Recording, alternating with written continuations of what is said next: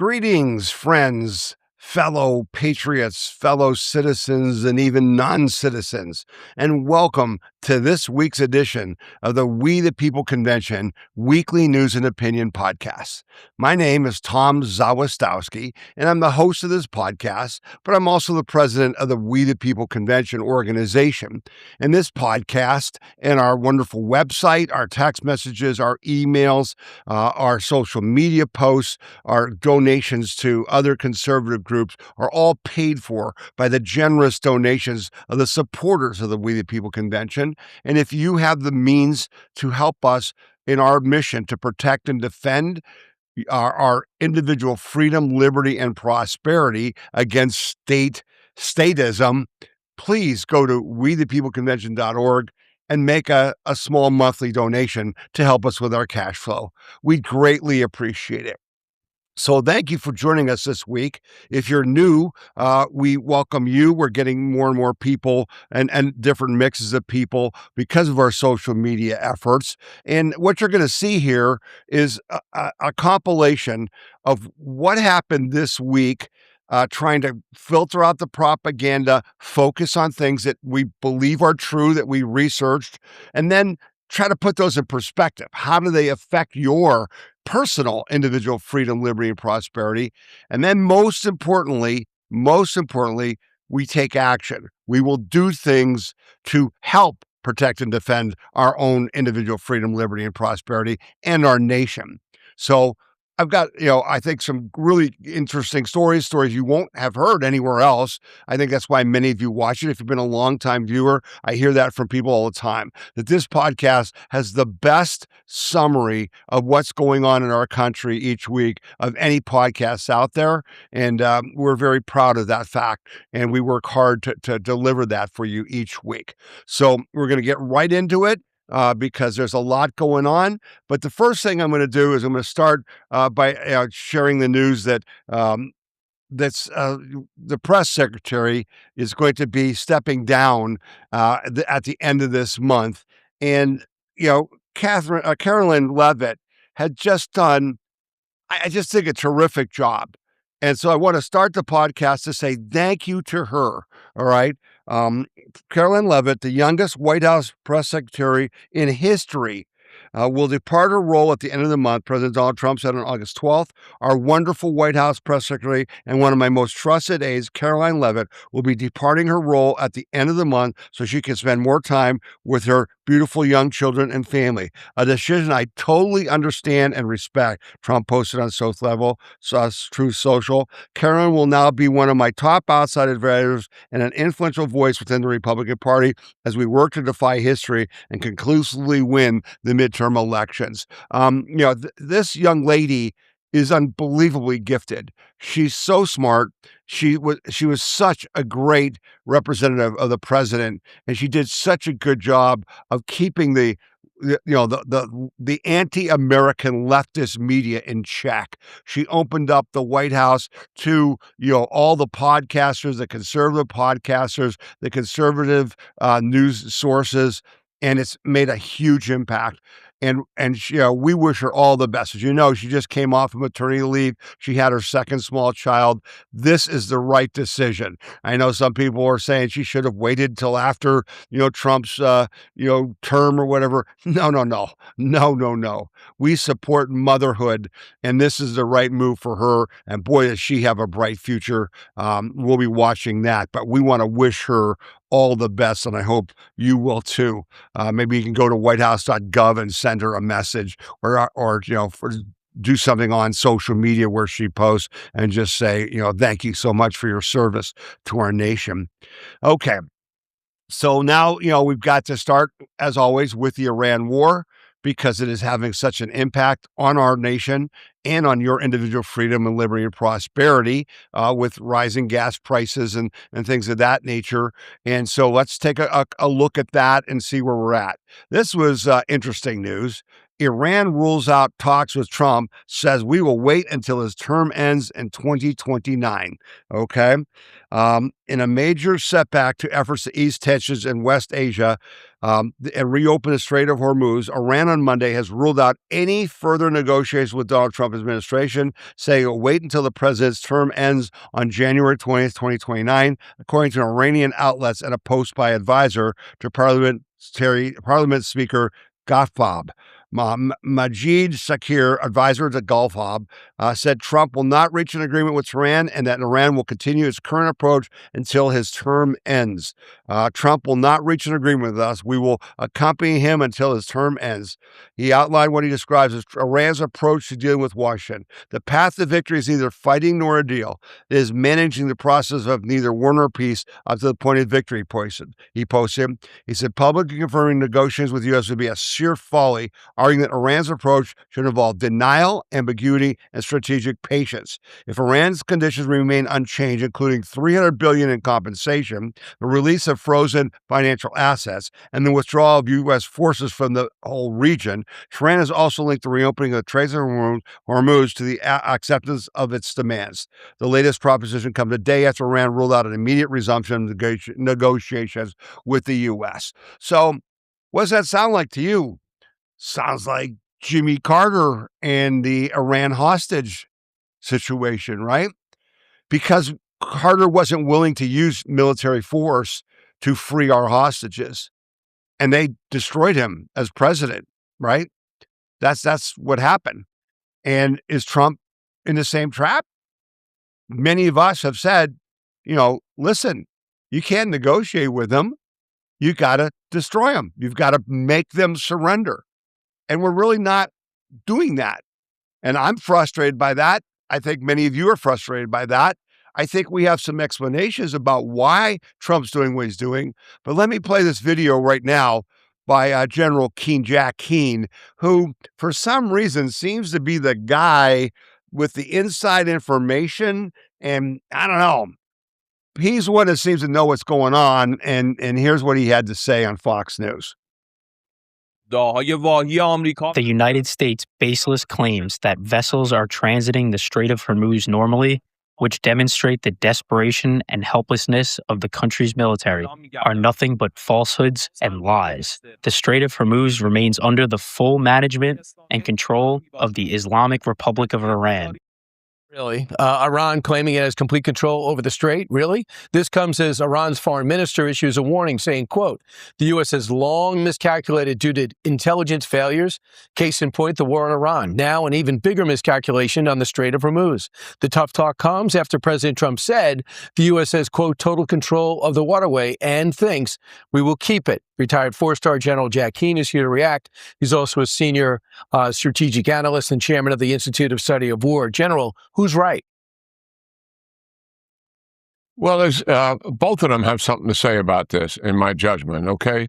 So let's unpack it a little bit so our audience can understand. Obviously, we have a naval blockade in, and nothing going to an Iranian port or coming out of an Iranian port is able to take place. We've turned around 55 ships, we've disabled 3, and we boarded 2. So that is control. There's no doubt about that in terms of that specific trafficking, and that's sizable in of itself. The second thing the United States is doing, we have successfully demined more than one route in the Straits of Hormuz, and obviously that has long-term implications itself.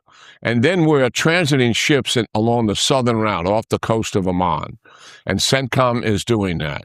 Transponders are normally off, that's, revealing their location, usually done at night, and we're also protecting them in that transit. And those transits are safely done and completed. And obviously those numbers have gradually increased into the double-digit number of ships. So that's the reality there in terms of what the United States is controlling. So what does the Iranians actually control? What they are doing, it's less about control, and it's more about influencing shipbuilders. Through intimidation and coercion, there's still a significant number of ship owners and ship captains, obviously, who are in the region who do not want to transit the straits because of the threats from Iran. And that threat is real, and it's in their heads, certainly. Now, they know they can pass through the southern route. We've demonstrated it doing safely, but in their minds, there's still too much risk. So that it's less about control that Iran is claiming. It's more about influence and the threat of disrupting the Straits of Hormuz. So they say, I think, is kind of the difference. The Secretary of Energy came out yesterday and told Brett Baer, you were on the show 2 days ago, he was on yesterday, they have an average of 8 to 9 million barrels of oil per day are currently moving through the strait. That's what prompted the Iranians to answer that. We prefer 20 million barrels, but they say we're moving it through. And that was, we have said we are moving it through without a lot of fanfare. So it shows that there's something happening there. General, right now in this holding pattern, the Iranians feel they have the advantage. The president feels he has the advantage. Who do you think has the advantage? Well, a couple of things. Well, I do think the United States does, for a fact. But the truth is, what the Iranians did in taking charge of the Straits in terms of disrupting it and influencing it on March the 2nd, right after we began the war on February 28th, had impact. Obviously, we went to a ceasefire on April the 7th. For what reason? To negotiate with the Iranians over opening the Straits of Hormuz.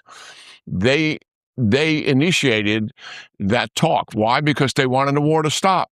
And has the war restarted in any consequential way? No. So did they achieve their goal in doing that? Yes. So there you have it. All right. And this is concerning to me. And I hope it's, concerning to you. Now, here's some additional color.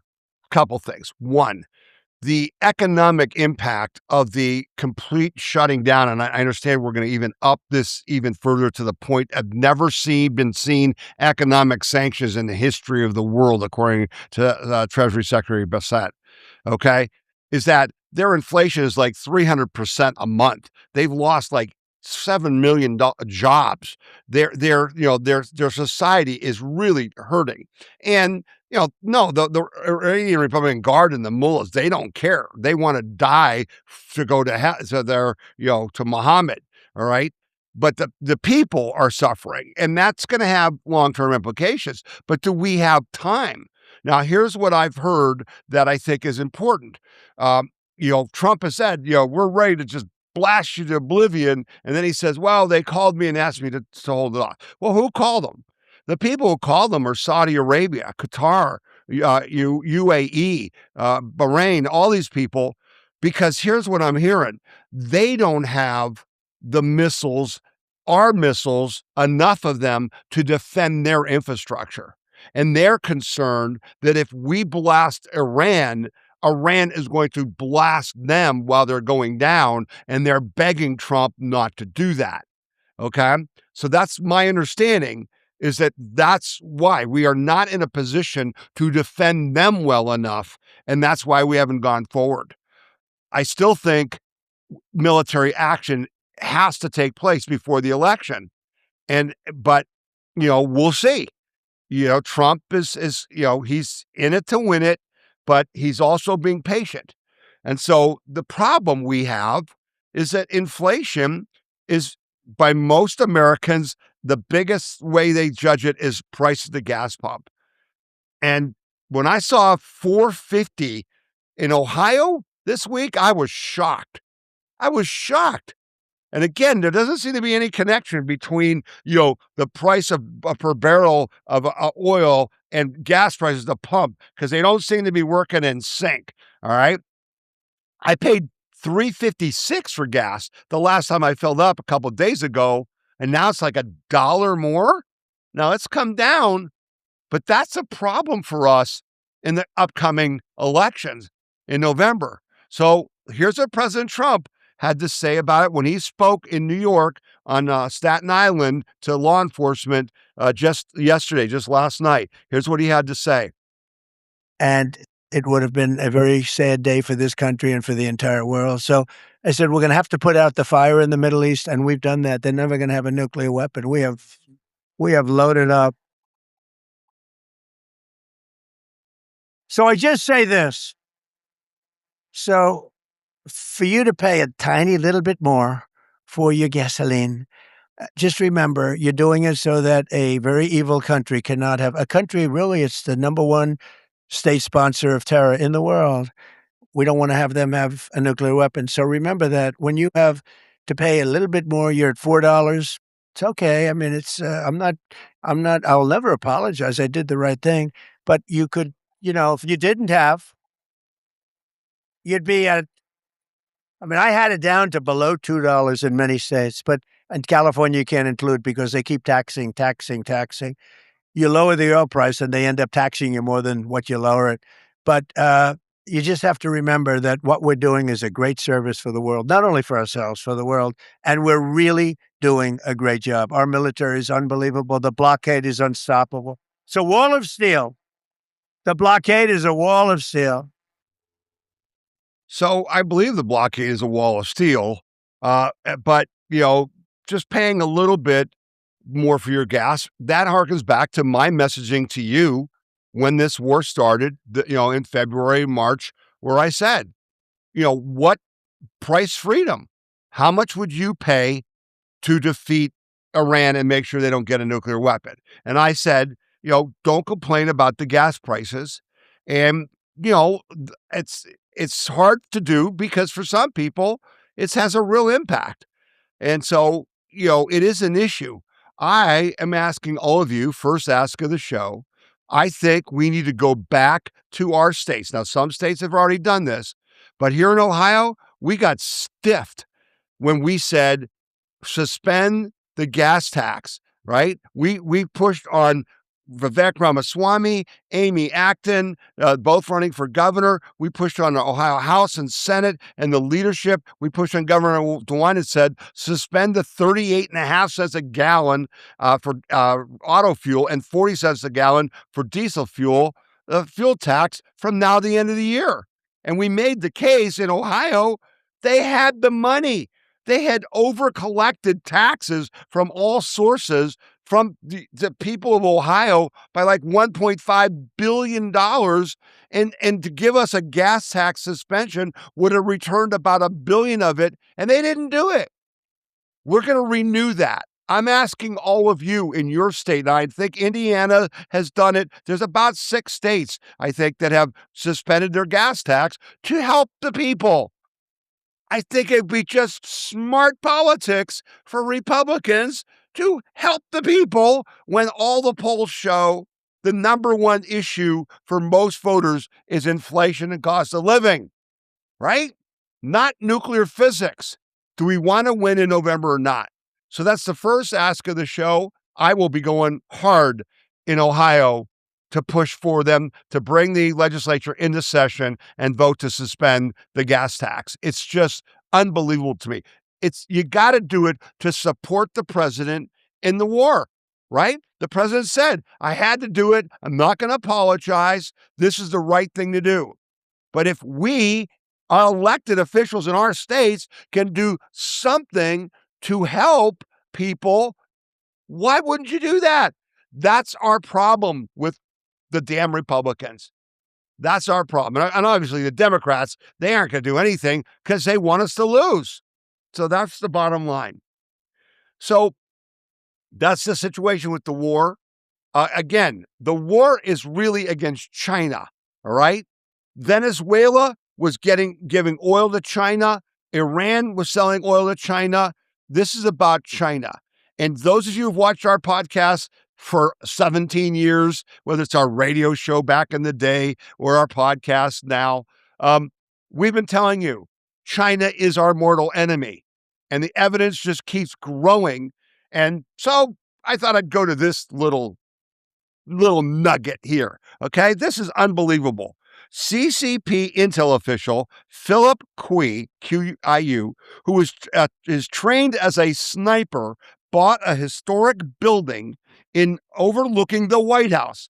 China is surrounding our military bases and key assets. Now they're a stone's throw from the president and his senior team. Okay? This thing is like 600 feet or something from the White House, and we let a Chinese national buy it. How is that possible? How can this happen? And why is it, who was it, the Daily Caller, the ones that shines a light on that? How does it slip through? Our government's supposed to be protected. You think you could do that in China or any other country? No. It's just unbelievable. And then I talked to you last week, or the last several weeks, Natalie Winters, who, Steve Bannon found and brought onto his, podcast and the War Room, and then she's kind of got a Substack. For some reason, she's getting like unbelievable stories, right? So she had the story about the U.S. generals last week I talked about, who were retired U.S. generals who met with retired Chinese admirals and generals and stuff to talk about how we could go better, and basically gave up information about how we would fight in the Taiwan, right? They did the story about, her, just digging into the influence of China here in our country. Remember, I said the DSA, the Democrat Socialists of America, were flown to China. And then the week before that, she disclosed and named names, and it's on our website at wethepeopleconvention.org. You can see that the top media people in our country, New York Times, Washington Post, NBC, CBS, CNN, MS Now, were all taken to China to be given a free trip and came back to promote China in our country. That's how stupid we are. But now, because of the story that shows we're even dumber than that. Look at this piece of garbage, okay? China's citizen external propaganda pipeline put Chinese nationals inside Congress. They wrote lawmakers' speeches, researched policy, and responded to American constituents. You can't make this up. You can go to wethepeopleconvention.org and our podcast page and click on the link and read the story. Chinese students were placed inside U.S. congressional offices through years-long programs where they were entrusted with work ranging from constituents correspondence to congressional briefings on sensitive China matters to drafting speeches for congressmen, according to Chinese language university records reviewed for this investigation. One participant was unusually explicit about what the opportunity represented. Beijing International Studies University graduate student Zhang Ji described time on Capitol as a rare opportunity for Chinese citizens, external propaganda. Other participants went on to advise senior Chinese Communist Party and government bodies on how the U.S. Congress functions and how it shapes U.S. policy and how Beijing should respond. Our members of Congress literally let Chinese students who Trump thinks should be here, 300,000 of them, who all should be gone, because they're spies, they're all spies, to be their aides, to be congressional aides. Yeah, that's how stupid we are. Or, quite frankly, I'm sure there was money involved. That's how greedy we are, because the Chinese bought us. They bought Mitch McConnell. They bought Joe Biden and Hunter Biden. They bought Eric Swalwell. They bought Nancy Pelosi. They bought everybody. Okay? This is, again, don't tell me there was no money changing hands on this deal. And so then, you want to talk about money changing hand? Glad to see this, because we've been talking about birthright citizenship, which Trump, when he attacked birthright citizenship being abused and saying it's not for birth tourism, he mentioned the Chinese. Oh yeah, the Chinese are mortal enemies, right? Here's this story. 11 charged an immigration scheme involving over 1,000 sham marriages. 1,000 sham marriages, mind you. The Department of Justice has charged 11 people with allegedly helping foreign nationals primarily Chinese nationals, to obtain green cards through a marriage fraud scheme, according to an indictment released on August 12th. The people behind the alleged scheme were all naturalized U.S. citizens, originally from China, and one green card holder, according to Attorney General Todd Blanche. The defendants have been charged with conspiracy to commit marriage fraud and immigration fraud and conspiracy to encourage the unlawful residence of aliens in the United States. This is one of the largest marriage fraud prosecutions in United States history, Blanche said during a press conference announcing the indictment. This scheme was not a quick fly-by-night operation, but rather a years-long, multi-million-dollar cottage industry to criminally assist people who would not or legally could not otherwise become U.S. citizens. It's from at least 2016 to 2026. The defendants were allegedly involved in marriage fraud schemes that include over 1,000 sham marriages. Okay? The Obama people knew about this. The Biden people knew about this. The first Trump, DOJ, FBI, who were still Biden and Obama people, knew about this. They did nothing. They did nothing because they're paid by the Chinese to overthrow our country. Okay? That's the corruption that Trump is fighting. It's massive. It's unbelievable. Okay? But now we have our chance to fight back. You and I. This is when we protect our individual freedom, liberty, and prosperity. Okay? I've been saying to you guys, what my theme is for this November. Here's a flyer that I produced this week, which I will put on our podcast page, and you can click to download a PDF copy of it and then print them and hand out. It says, this November, we must all vote to protect our own personal interests. The communist DSA has taken over the Democratic Party, and their goal is to overthrow our government. They demand no police and no ICE, no prisons, no president or Senate, no Supreme Court, no War Department. They will force open borders, non-citizens voting, quote, free health care for all, quote, free housing for all, quote, free college for all paid for by you. We, you and I, must vote for every Republican in every election, despite our issues with many of them, to save our nation from total destruction by the Marxists. It is up to all of us to defend our freedom and liberty on this 250th anniversary, just as our founders did. That's the message that you've got to start now telling people, okay? We have a chance. I'm telling you with certainty, if we marshal our forces and we do what that flyer says, if we vote for Republicans because it's in our personal best interest, not for them, for us, to destroy the Democrat, Communist, Islamist party and make it go the way of the Whigs. And I got to remind myself, by the way, I've been saying go the way of the Whigs. I bet you half of you don't know what the hell I'm talking about.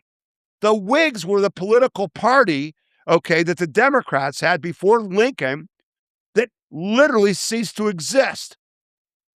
And that's what we want to do, make the Democrats, socialists, communists, Islamists cease to exist in our country. The way you do that is we lock down the elections to stop the cheating. We'll talk more about that in a minute, okay? And we elect every Republican. Now, don't get me wrong. The Republicans are going to get theirs. But we got to defeat the dramatic threat to our individual freedom, liberty, and prosperity. And right now, that's this Alcide guy in Michigan and, the crazy people in Minnesota and New York and all of it. Okay? They're making a huge mistake. They're giving us the opportunity to wipe them off the mat, and regular Democrats are seeing it, and they're trying to distance themselves. Even OAC is trying to talk about woke 1 and woke 2. Yeah, what I said before, I don't really believe that anymore. Shut up. You got their stuff. You can share it. They're telling you those things on that flyer, they've said this out loud. No president, no Senate, get rid of the Electoral College, no borders, no War Department. They've said it. It's on our website at wethepeopleconvention.org, and you can find the DSA page where I've got a flyer that shows exactly what they want. Our job Your job is to make Americans aware of this threat. Yeah, we're using fear, right? This flyer is pretty dark, right? It shows a chain breaking with an American flag and the Capitol behind it because they're breaking the bonds of our people in this great country that is bound together by our Constitution. Okay? And it's and that's what I'm trying to do. You should be afraid, damn it. And everyone you know should be afraid. And we should stomp them out like a bug. And all you have to do is show up and vote. The goal this fall is turnout. I'm telling you, the goal is turnout. The left has got their whack jobs. They're going to come out and vote, but they're going to be less than ever. The Democrats are suppressing their own voters because lots of Democrats, including James Carville and others, are saying, I'm not for that crazy stuff. They're not going to vote for Democrats. They're suppressing their vote. The only way they win is if they succeed in suppressing our vote. If you don't vote because you don't like the data centers, if you don't vote because you're mad at the Republicans for everything they've done, like not passing the SAVE Act, I get it. We got to be smarter than that. We've got to vote in our personal best interest. I'm not asking you to vote for Republicans. I'm asking you to vote for yourself and for America. And the way we do that is to elect Republicans to wipe out the Democrats. Okay? Now, the next thing I'm going to ask you to do, I'm going to ask you to up your game. I'm asking every one of you now to work harder at sharing the good news, because I think most of you believe that the Republicans have done nothing. I really believe that. I think most of you believe the Republicans have done nothing, or that Trump has done nothing, because Trump's numbers are in the dumper, mostly because of the war, but also because of other things, right? We don't think they're deporting enough people, all right? But here's the truth. They're doing more than anybody has ever done. And I highlight that in our podcast each week, but you don't share it enough. You just go, oh, I didn't know that. Oh, that's pretty cool, right? I'm going to give you a bunch of stories right now, real short ones, that you don't know about and no one you know about. But they're important, and you need to share them so that people understand that we are getting some things done, okay? So here's the first one. We're all upset about aid to Israel, aid to Ukraine, the war costs, all that stuff. Here's the truth. Trump slashed foreign aid to the lowest level since 2004, and Americans love it. Americans love it. So the people you're going to share this with like this story. President Donald Trump committed to slashing foreign aid to save American taxpayers money, to cut foreign waste and remove funding for programs that do not extend Americans' values in his second term, resulting in the lowest level of foreign aid flowing out of the country in over 2 decades. The Pew Research Center and analysis of federal trends released July 21st reveals that foreign aid plummeted in the fiscal year that ended September 30th, 2025, to the lowest level since 2004. The U.S. still funneled out $47.3 billion in foreign aid, according to data from foreignassistance.gov. But when adjusted for inflation, this marks the lowest number for foreign aid since fiscal 2024 and represents billions in savings and resource reallocation for American taxpayers. While progressives and mainstream media attempt to portray President Trump's adjustment of federal foreign spending as harmful or radical, the vast majority of voters agree with the strategy. Even among Democratic factions, young people, Latinos, college-educated voters, Americans express a desire to see foreign aid cut. Among Democratic voters, less than half want to see foreign aid increased.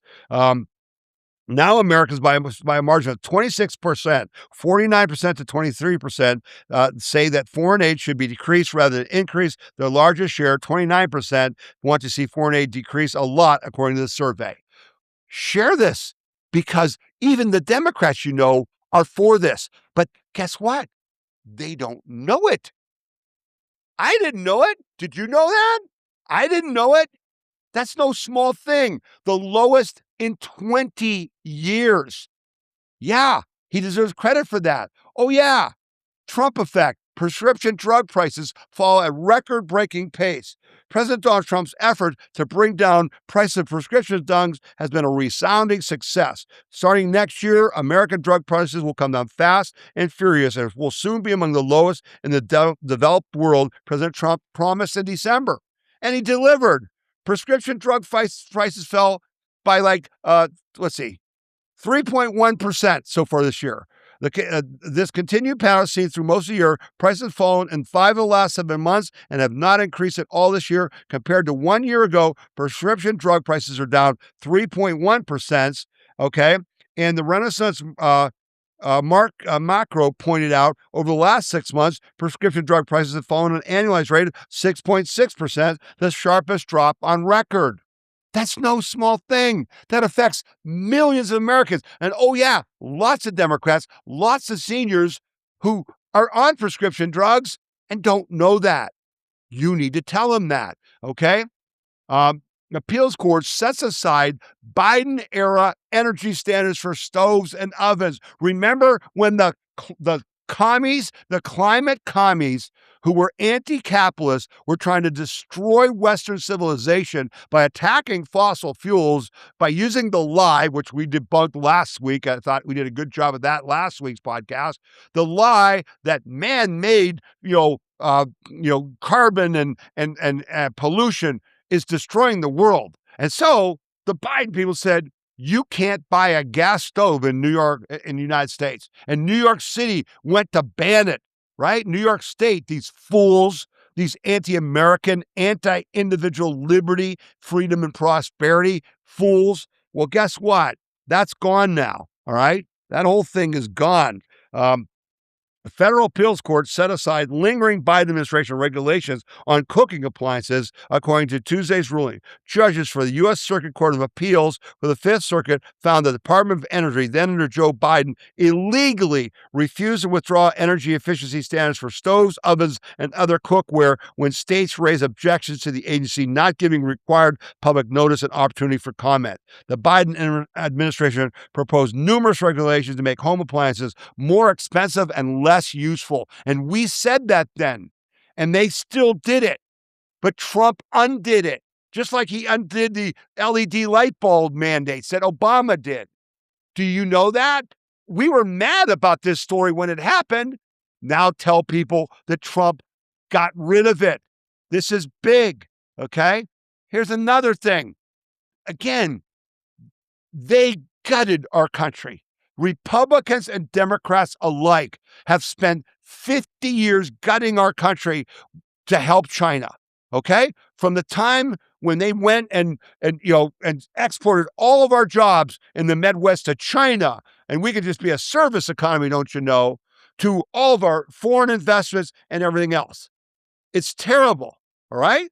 But President Trump is addressing it, and that's what the tariffs are about, right? Reshoring all this manufacturing, automobile plants moving from Mexico to Texas, pharmaceutical companies building in the United States, right? All kinds of onshoring. But we're still hurting, and Trump ain't fooling around. He understands the risk we are at, that communist China was in position to rule the world, and American politicians and businessmen were complicit in overthrowing our country. And Trump's reversing that. With this is another big thing. Trump invests $2 billion to increase mining. This is on our website at wethepeopleconvention.org. President Donald Trump announced on Friday nearly $2 billion investments for critical mining projects, as well as more than $180 million in grants to expand the mining workforce. He unveiled his plan at a mining industry roundtable at the State Department, which brought together nearly 200 business leaders, educators, and government officials to support domestic mining companies. I think you haven't been treated well for many years, Trump told mining industry executives as he began his remarks. We're putting our miners back to work and reclaiming America's rightful place as the mineral superpower of the world. We were the mineral superpower of the world. We have all these rare earths and stuff here. The leftist communists stopped us from mining under all the bullcrap climate, scam. Okay? Now he's undoing it. Among the projects of the War Department signing a $1.4 billion loan agreement with Silla Nanotechnologies to build a next-generation battery facility in Washington State. Other projects include the Department of War's $400 million investment in Sunrise Energy Metals to produce high-heat aluminum alloys for fighter jets and spacecraft, and $150 million investment for Niron Magnetics, a Minnesota company manufacturing magnets for the defense industrial base. These are all key things for our military, for us to defend our country, and for you to have things like a phone and all the other devices in your house. And we were dependent on China for this. And Trump's saying no, okay? The United States is opening new mines at the fastest pace, and we opened the first American rare earth mine in more than 70 years. According to the White House, the Department of Energy is launching a $100 million grant program to support scholarships and related initiatives. Universities, community colleges, trade schools, industry groups, and other partners will be eligible to apply for these funds. Okay? Trump said this, half of our current mining workforce is set to retire within the next 3 years. Half. Because remember, all those miners in West Virginia, those coal miners, what did Obama and Hillary tell them? Oh, go learn to be coders. Oh, yeah, by the way, those coders are all losing their jobs to AI right now. So maybe they were smart to stay in mining. But we screwed them over as a nation intentionally, and now Trump's fixing it. The new funding is expected to develop skilled workers and strengthen the supply chains for Americans' mining industry. There's a story that no one knows about. You got to tell them, and you got to explain to them why it's important, okay? Here's another story that just doesn't get enough credit. This blew me away. Look at this number. 16,000 arrests made as part of operation to make Washington, D.C., our nation's capital, safe. 16,000 in 2 years. What were the police in Washington, D.C. doing for the last 20 years? The answer is freaking nothing. They were destroying our capital on purpose. And the people who live in Washington who protested, remember, we had 2 National Guardsmen shot and killed by a lunatic lefty to prevent Trump from cleaning up our capital. Yeah, why? They want to destroy America. There's your proof, okay? This is unbelievable. More than 16,000 individuals have been arrested in Washington since the launch of the Make D.C. Safe and Beautiful Task Force 1 year ago. The U.S. Marshal Service said in an August 10th statement, the task force was established just in March of 2025. Executive order signed by Trump and aimed to tackle concerns about crime, public order, urban aesthetics in the nation's capital. 1 year later, the results speak for themselves. Those arrests include more than 3,200 people apprehended for narcotics-related crimes, more than 100 known gang members, 35 homicide suspects, and almost 2,000 illegal firearms have been seized. This has been the largest, most aggressive law enforcement collaboration ever assembled to confront crime in an American city, and it worked, okay? It's worked. What's the result? Our nation's capital is beautiful, and they're still fighting the ballroom, okay? And then you have lunatics like this moron, this lefty POS, who did what? Spray painted and put soap in the fountains at the World War II Veterans Memorial. How dare you? She's been caught. Pirro said she's being charged, could serve 30 years in prison. Good. These are lunatics. They hate America. Disgracing our World War II memorial on our 250th anniversary. No, Judge Jean Perillo, who's the prosecutor in Washington, D.C., no mercy for this person. None. How dare they? Yeah.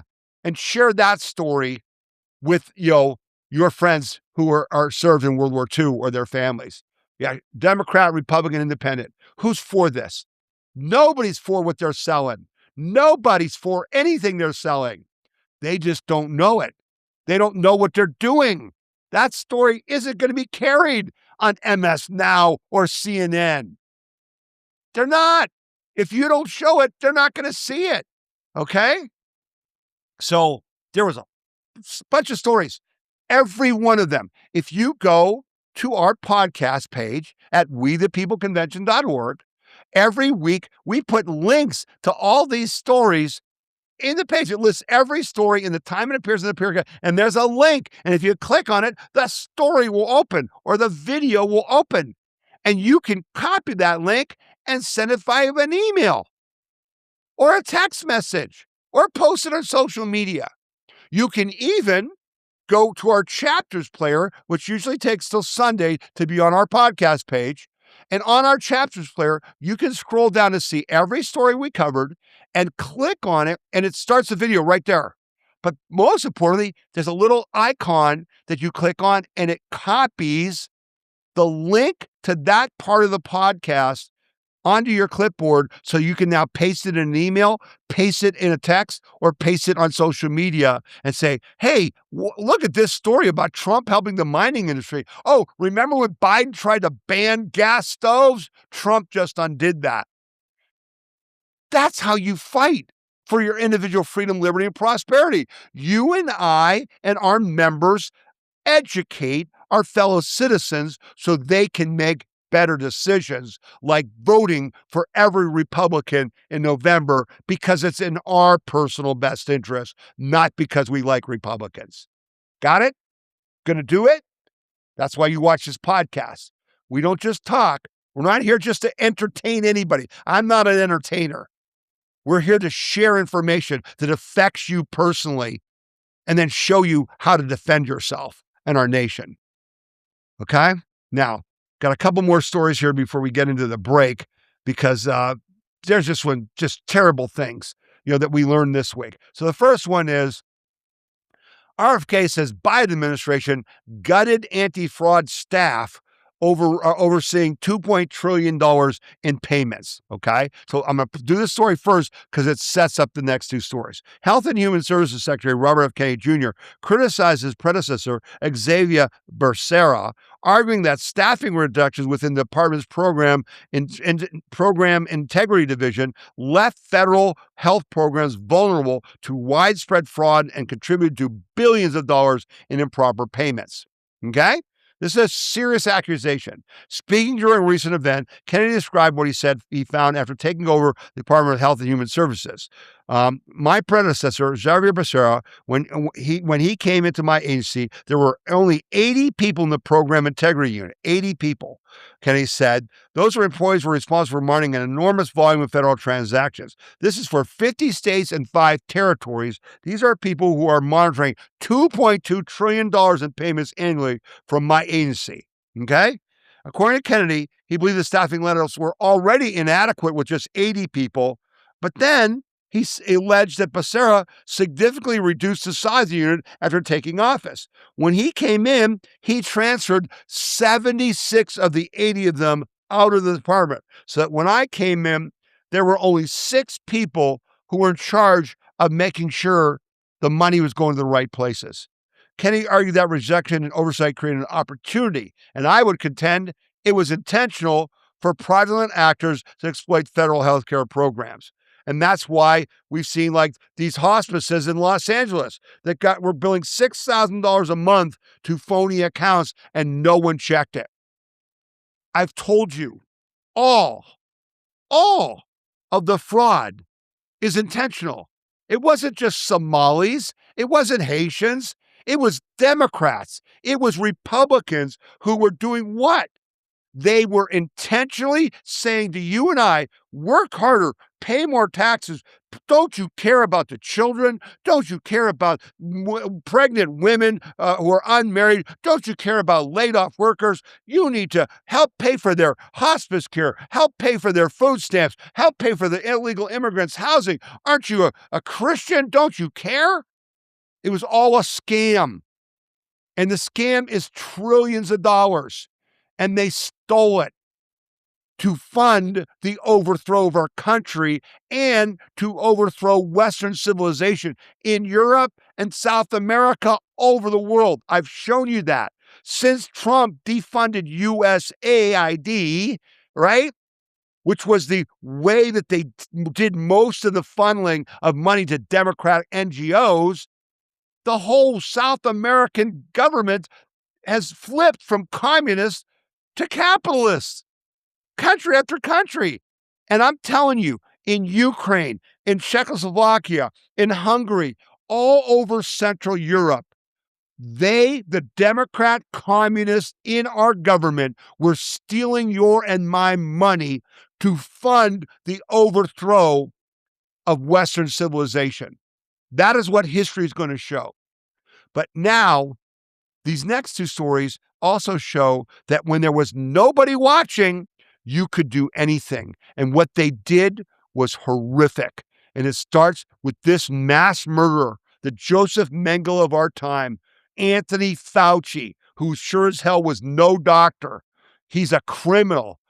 His text messages, now that they got his phone, show he lied about safety of COVID shots for pregnant women. This is disgusting. This is horrific. Dr. Anthony Fauci privately raised concerns that COVID vaccines could theoretically be linked to miscarriages in expectant mothers, despite having publicly insisted there were no red flags for pregnant women. I asked around a bit more, quote, and another issue came up that you need to be aware of, wrote Fauci in January 25th of 2021 text exchange with then Center for Disease Control and Prevention Director Dr. Rochelle Walensky and Surgeon General Vivek Murthy. Since many people have significant cytokine storms and fever after the second dose of the vaccine, this theoretically could be associated with miscarriages in the first trimester, added the then National Institute of Allergy and Infectious Disease Director. Okay?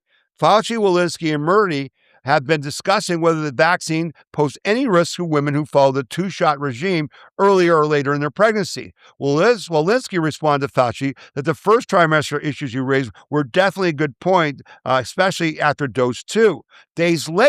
Just days later, Fauci said during a question and answer live stream with the Journal of American Medical Association that the FDA found thus far that we have to be careful, but there were no red flags about pregnant women taking the vaccine. Month later, the Biden administration's chief medical advisor also said tens and tens and tens of thousands of women who've been following the CDC, who've been vaccinated when they were pregnant. There's no indication whatsoever there's any increase in any adverse issues in pregnant women who were vaccinated compared to pregnant women who weren't vaccinated. It's pretty clear that pregnant women should get vaccinated. That proved to be untrue. The miscarriages went up dramatically for women who took the second shot. That's how sick these people were.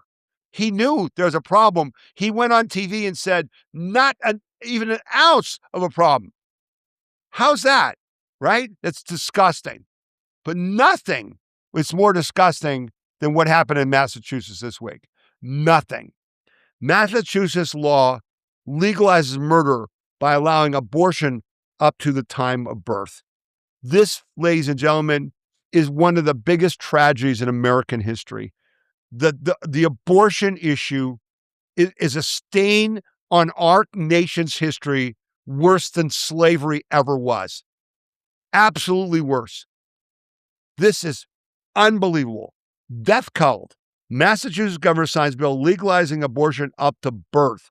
This is why we must vote against all the godless Democrat communists in November. This story is why, is one of the many reasons. It was utterly macabre scene in Massachusetts yesterday as the Democratic Governor Maura Healey signed legislation legalizing abortion up to birth and removing previous existing protections for post-24-week abortions. The death sentence, which overwhelmingly passed by the Democratic House on July 22nd, was met with cheers and smiles of surrounding women who championed reproductive freedom. You can see them in the screen. And if you go to WeThePeopleConvention.org, you can hear them. These lunatics, these women who hate babies, okay? Who will kill a child who's 9 months old And you can see in this, I put in that story, this is what a 34-week looks like outside the womb. Does it look like that baby can't survive, that's not a baby, and you're going to kill it for no reason? You don't need a reason. Okay, the new legislation removes the previous 24 weeks limitation permitting abortions through the pregnancy by allowing physicians to rely on their professional medical judgment consistent with accepted standards of care when providing abortion care later in pregnancy. It also eliminated a list of statutory exceptions that previously limited late-term abortion in exceptional cases. Now, with a doctor's approval, abortion can be performed at any point for virtually any reason. Any reason. I'm worried. My husband left me. My boyfriend doesn't want me to have this baby. Kill it. Kill it. Massachusetts performed approximately 49,450 abortions in 2024, drawing huge swaths from medical abortion pills shipped out of the state. The vast majority of abortions in Massachusetts occurred in the first trimester, but there were new permissions will almost certainly shift that breakdown and cause more late-term abortions. Carol Tobias, president of the National Right to Life, gave a statement to Life News. Governor Haley and the Massachusetts legislature have erased the final protections for unborn children who can feel pain and who could survive outside the womb. At the very stage when premature babies are receiving life-saving care in neonatal intensive care units around the country, Massachusetts will permit abortionists to end the lives of children at the same age and even older. This is not compassion. It is not health care. It's murder. It's infanticide. The lifted restrictions make Massachusetts, and get this, the 10th state, including Washington, D.C., to have no limit on abortion, permitting the murder of unborn babies up to the point of birth. Incredibly, these states do not report. See, here's the key. They don't report that they do it. They don't report gestational age data of their performed abortions to federal trackers like the CDC. Additional public health reports do not tally post-viability procedures within the jurisdiction. They have no limits on abortion. What are they trying to hide? How about if you take this action, why don't you write to RFK Jr. and say, we want the CDC to change the rules to make them report the month and the reason that babies were killed, and then make that public on a public website. And put the names of the doctors in there too, by the way. Why not? It's public information, particularly if we're paying for it with federal dollars, right? How about putting the names of the doctors on there? The date of the abortion, the reason why, not the date meaning when it was done, how old the baby was, and the doctor's name. How about if we push for that? Would you be up for that? Why don't you write to RFK Jr. and suggest that? Okay, one last segment in this half of the show, and then we'll pick up the second half. This was rich. DOJ charges former SPLC employee suspected of funding white supremacist groups. We covered the story when it broke. The Southern Poverty Law Center was a fraud, was a hoax. They were fighting white supremacists and Nazis and hate groups, and they had their hate map. And the Biden DOJ and FBI and the Obama DOJ and FBI used their lies to target Americans, to target conservatives, to target Christians. They were a fraud, okay? And this woman, this clown, was finally arrested. Okay, federal prosecutors charged a former financial officer on August 11 with 3 felony conspiracy counts for allegedly using donor money to pay white supremacists, Ku Klux Klan members, and other extremist groups to commit state and federal crimes. Heidi Barrich, 59, of Palm Springs, California, was charged in a superseding indictment by a federal grand jury in Montgomery, Alabama, where the SPLC is located. Attorney General Todd Blanche announced the new charges after they were unsealed August 12th at a news conference in Washington. And here's a graphic that shows you who they were funding, okay? Look at this. And if you're on the watching this heavy audio, you don't have the video. This flyer shows that they gave $4 million from 2014 to 2023 to the Ku Klux Klan, United Klans of America, Unite the Right, the National Alliance, National Socialist Movement, which are Nazis, Aryan Nations affiliate Sadistic Souls Motorcycle Club, National Socialist Party of America, the American Nazi Party, and American Front. Okay? So they were paying them to conduct marches, to do public things, and then they would go to their donors and say, we got to fight this, please donate. They made millions of dollars. This organization, I believe, is shut down. If not, it needs to be shut down. And the donors need to be clear that they were scammed by these people. And guess what? All of it's been a scam. All the, Jesse Smollett, a Trump supporter tried to kill me. It's all lies, okay? George Floyd, I can't breathe. It's a lie, okay? So, hands up, don't shoot. It's all a lie. Your life, my life, our nation has nearly been destroyed by this propaganda that was all paid for by the communist Chinese and your and my tax dollars. And now Trump's cleaning it up. And that's reason enough to vote for every Republican in this election so that Trump doesn't spend the next 2 years being impeached for lies, for nothing. We're going to talk about that in the second half of the podcast. All right, we're going to break, for a little bit, take a little break. You've been listening to the We the People Convention weekly news and opinion podcast. I hope you got a lot out of the first half. I hope you will act on the things that I asked you to act upon. And we'll be back with more after these short messages. My name is Tom Zawistowski. We'll see you in a second. The We the People Convention news and opinion radio program is paid for by donors like you. You can donate to the We the People Convention and support our cause by going to wethepeopleconvention.org or by sending your check in any amount to We the People Convention, P.O. Box 6211, Akron, Ohio 44312. When you're playing a video, including our podcast, you'll see this little cloud button. And if you click it, it'll actually download the video to your hard disk. And this works on our podcast page as well. If you're playing our podcast, and it's going to be loud, so I won't play it for much, but there's our podcast playing, and you can see this little, download button. Okay. The other thing you got to notice on our podcast page is that there's a link here where you can send me a message about this podcast. Hey, it was great. Hey, I didn't like it. What, something was wrong, or here's a correction, that kind of thing. You can use that link. And then these are the stories that I covered in this particular podcast. And you'll see there's links that go to the stories, to the articles that I used in reporting on that. So you can click on that.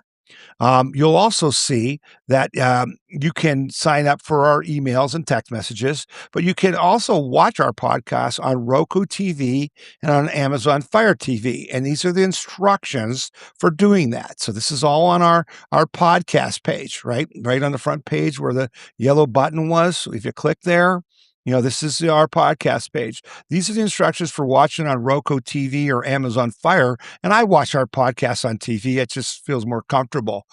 So you can do that. We're also on Rumble. If you go to Rumble, you should join Rumble. And it's Tom Z at WTPC. You'll see our podcast there. So you can get us a lot of different ways, including on Apple iTunes. And then this is an audio version of our podcast. If you click here, it'll just play the audio of the podcast. It will not, show you the video. So people can, listen to that while they're jogging or, working out, working in the yard, or just relaxing and just want to listen to the audio and not watch the video. And again, this is available on phone, on your iPad, on your laptop, on your computer, any way you want. And you can share this, whatever you see. If you're on a page that you really like, and you see an article that you think, geez, I've got to share this article, with someone in my family. You can send them an email by clicking on the little envelope. You can post it on Parler or MeWe. If you click on this, you get all kinds of options, where you can put it on Twitter or Facebook, whatever, which we don't support, but you can do whatever you want. So we ask that you share what you see on our We the People Convention site, and that you get more people to look at it, because that's the whole idea here, to help educate people, inform them. And then, as I said before, Link, we're not just about talk, we're about action. And in my podcast every week, which is published every Saturday. So if the new podcast usually comes out every Saturday. And in that podcast, I will ask you to do certain things that will help protect and defend your individual freedom, liberty, and prosperity. So that's the We the People Convention website. Come back often, use it to be informed, and share it with others. Thanks a lot. All right, and we're back, and we appreciate you being with us. Again, we're on social media. You name it: Gab, Getter, Truth Social, Instagram, whatever, YouTube, Rumble. So follow us there, share our stuff there, but mostly come to our podcast page. Go to wethepeopleconvention.org and use the tools we give you on that podcast page, which you saw in that video. Now, I want to talk about something that I talked about before, but one of our members wrote me a great email. Her name is Laura, and I want to share it with you so you can understand how people want you to not get this information, how important it is for you to share it, and what efforts are being made to stop you from getting it, okay? She wrote, "Hi, I thought you might like to know the following, that following might dig me a little deeper into my Google Pixel phone text app settings in order to block a nuisance client who thought that booking a ride to the airport meant something else. I find a section called Unread, and in it were all of the WTPC text messages with links to the stories. When I went to open the last one, a message popped up. We think this is spam, or a choice to select not spam. What's notable is that all of the other unread messages were from other conservative publications groups. None of the actual phone numbers listing of unread were actually spam. They were 100% from conservative media. Moreover, every day I deleted the spam text, not that many from my text messages, that all got through since none were ever marked in the unread section, hidden behind 3 layers of an obscure section of my settings. The point, in addition to letting you know about your text messages, is that Google knows exactly what they are doing. It's the same with my email from another carrier. For example, no matter how many times I mark not spam on Gateway Pundit or Judicial Match and some others, my email provider only sends through a few and puts most of them in the spam folder along with other conservative media and, yes, some actual spam. Interesting. All of Alex Jones's emails get through, even if I mark it as spam. Matty has taken a Tucker Carlson-like extreme stance, and I no longer find much of his content pertinent. It's as if they know that he is now anti-Trump, and of course they do, and they let him through. They know exactly what they are doing and should be reported to the FTC. I think would be an appropriate bureau, not that anyone would do anything. You might possibly think this is one of your call to action items, although that might make it worse. So I am not sure what that's a good idea or what I can at least attempt to address any of the ongoing bias. It's really frustrating, and just continuing to accept the overall censorship should not be the new normal. I know you paid for this, and it matters a lot. All the best, Laura." I wrote back. I said, "Laura, I want to thank you sincerely for taking both the time to write this email to me and the time to investigate the censorship of conservative groups, including the We the People Convention, from whom you wish to receive information. Your investigation was thorough, fact-based, and accurate. They are censoring you and us. You have the proof. This is what I personally and we as an organization have been dealing with every day for 17 years since we started Tea Party in 2009. Literally, there are times when I cannot send an email to my wife. The saddest part is that it is worse today than ever, and Trump is president. This is a fact, and it's not accidental. It's intentional, okay? Keep fighting back, read this article, and try some of the steps it suggests. And I link to an article, which you'll find on our podcast page. At the bottom of all the stories, you'll see, are your emails or texts going into spam? Here's how you fix it. And then there's another link that I put to this article, okay? I send it to her. Listen what she writes back. She says, and they even cut part of your response, the email, with the link to read. It was not removed from the email on my PC, which is an AOL email, even though I have a Google one I only use for Google-related issues, but on my email on my Google Pixel phone. Guess what? Guess which part was cut? The last part with the link you sent me to read. So someone is reading the entirety and deciding which parts I should get. Some more digging, I was able to recover it under something called trimmed text. How many of you know there's a thing called trimmed text in your phone? They went into the body of your message and trimmed the part they decided to trim. In other words, they are not just censoring the entire message, but removing parts from the body of the message itself. That is really another level of privacy invasion. Google will decide which part I get and which part should be trimmed, having nothing to do with the length of the message. I can't get over that. I hope you get all of this, and I'm doubting everything now, and rightfully so. And yes, it has gotten worse under Trump, and of course, that's because it's under Trump. Plenty of enemies on the inside still. I'm sure that you have even an easier time using AI. They will have an easier time using AI to quickly find what they deem undesirable and to cut. Okay? You can't get a better report. And I thank you for taking your time. I wanted to share it with you because I keep saying it to you guys, and I think you just kind of blow it off. So here's the ask. If you're not getting our texts and emails, go in and sign up again, and then read that section of the podcast page and make sure you get them. Ladies and gentlemen, 50% of our text messages don't get delivered. 50%.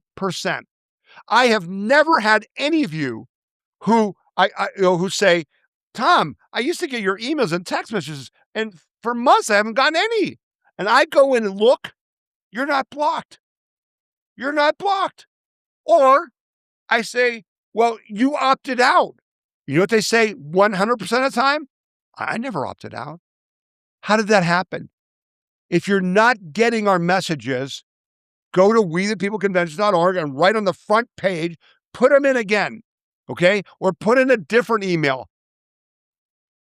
But it's just, I want you to understand, they don't want you to get the information in this podcast or on our website for a reason.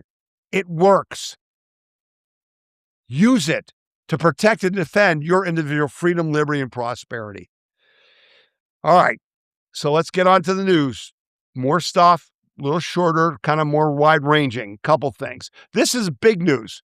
Colombia, okay, the new president of Colombia, after his inauguration, his new right-wing president, Abelardo de la Espriella, has just authorized joint U.S. military operations to target the cartels in his country. Colombia has also joined President Trump's America's Counter-Cartel Coalition. Pete Hegseth said, I'm proud to announce that Colombia will join the A3C, becoming the 19th member, and through the newly inaugurated president, as our president likes to say, he has already requested the Department of War join Colombia in its fight against narco-terrorists. This is huge. Again, for decades, our elected officials, our presidents, Joe Biden, Barack Obama, even the Bushes before, allowed narco-terrorists to kill our children with fentanyl and other drugs and pretended to fight them. Trump's not pretending.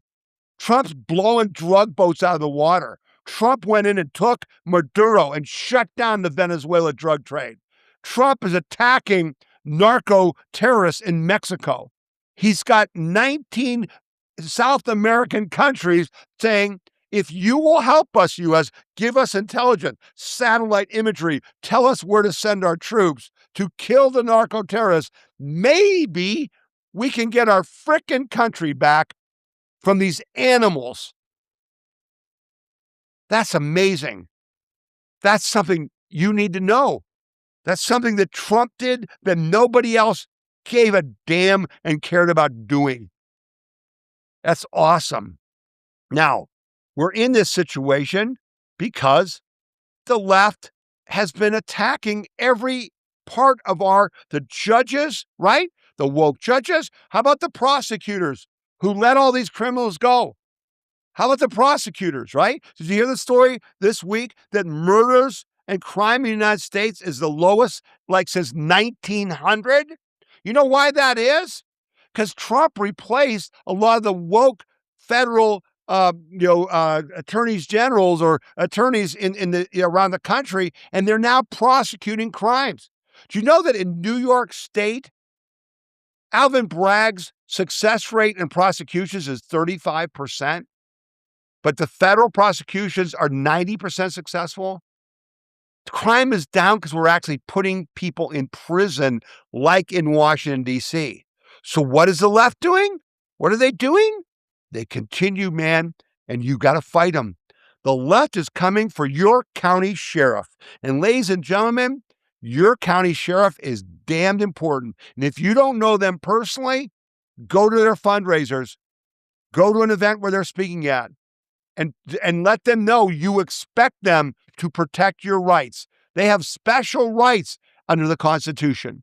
And that's why the left's going after them. The left's favorite billionaire oligarch, George Soros, has poured money into the campaigns for Secretary of State and district attorney candidates over the years in an effort to place anti-law enforcement and anti-incarceration activists in control of our elections and law and order and the very foundations of our civil society. Now the left is coming for your county sheriff, the last local law man or woman elected to office by the people. The odious idea is happening mostly along the West Coast, in San Francisco, Riverside County, and California cities, but also happening in Arizona, the woke areas of Prince William and Loudoun counties in Virginia, East Baton Rouge, Louisiana, and North Carolina. Like a weed, this movement has taken root in Washington state, where proof of concept exists, and it's an ugly and noxious weed. Washington state's Democrat supermajority legislature passed a law, now get this, that put elected sheriffs under the scrutiny of non-elected select committees and Governor Bob Ferguson, a former attorney general, signed it into law. The committee gets to determine whether a sheriff elected by the people is qualified, but doesn't say what qualified means. Apparently, it means anything they want it to mean, including what they constitute as hate speech. And who selects the committee? The far left in charge.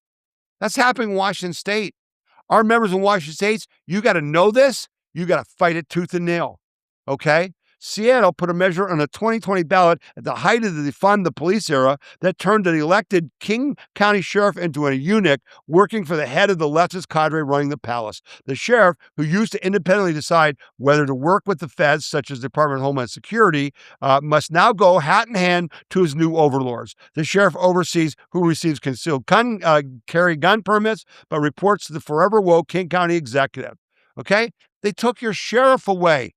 You can't let that happen. All of you need to elect sheriffs who defend the Constitution. Don't say, I won't cooperate with ICE. This comes under our pledge, right? Vote for every Republican on the ballot to destroy the Democrats. Because if you don't, they're going to destroy you. And there's your proof. This is, again, this is what we're up against. This is what Trump's up against. This is what nearly happened in our country. FBI had 14 informants on Biden corruption, but ran secret op to dismiss evidence as disinformation. Okay? So understand what this means. This means that there were 14 informants saying, hey, this Russia stuff is not true. And instead of believing them and acting on that, they created an actual organization, an effort within the FBI to cover it up. Can't make this up, folks. The FBI used spy agencies received derogatory evidence about Joe Biden from 14 different informants, but embarked on a secret operation to tamp down a Ukrainian corruption scandal engulfing the Biden family during the 2020 election by formally designating Attorney General Bill Barr, Secretary of State Mike Pompeo, key members of Congress, and journalists as Russian disinformation conduits, according to Explosive Intelligence Committee documents declassified by the White House.